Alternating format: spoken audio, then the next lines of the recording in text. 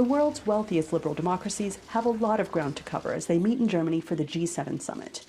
The nearest challenge is fewer than 1,500 kilometers away from the meeting, with Kyiv, Ukraine coming under a new Russian attack over the weekend. Summit host German Chancellor Olaf Scholz said Ukraine's security is a top priority. Ukraine's President Volodymyr Zelensky will virtually address leaders Monday. Germany and the U.S. will always act together when it comes to questions of Ukraine's security, and we made that clear once more. Wir haben uns dieser gemeinsamen Vorgehensweise und der engen Koordination auch noch mal neu versichert. The group said Sunday it will continue to squeeze Russia's war chest by banning imports of Russian gold, adding to the flotilla of sanctions on Russian oil, goods, banks, and high-profile individuals. But the leaders are also concerned about challenges posed by China. On Sunday, they announced a $600 billion infrastructure initiative, first visualized during the previous G7 summit, that aims to give developing nations an alternative to China's Belt and Road Infrastructure Initiative. I want to be clear. This isn't aid or charity. It's an investment that will deliver returns for everyone, including the American people and the people of all our nations.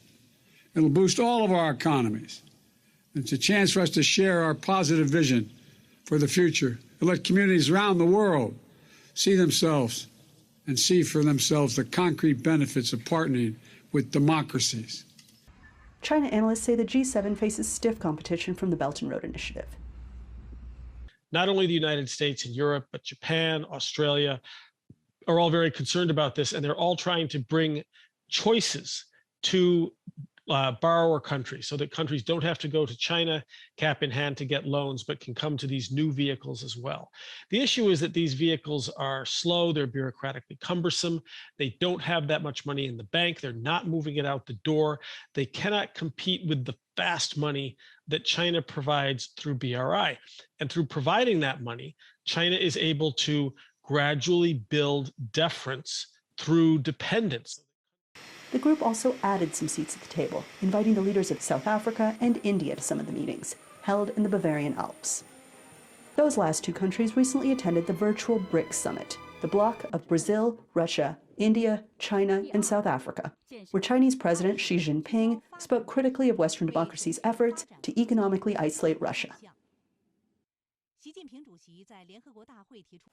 事实一再证明 to politicize, instrumentalize, and weaponize the global economy, and to willfully impose sanctions by taking advantage of one's dominant status in the international financial and monetary systems will only end up hurting one's own interests, as well as those of others, and inflict suffering on people around the world.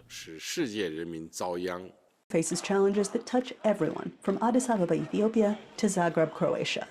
Climate change, the pandemic, and global economic shocks. The meetings continue Monday. Anita Powell, VOA News, Tels, Austria.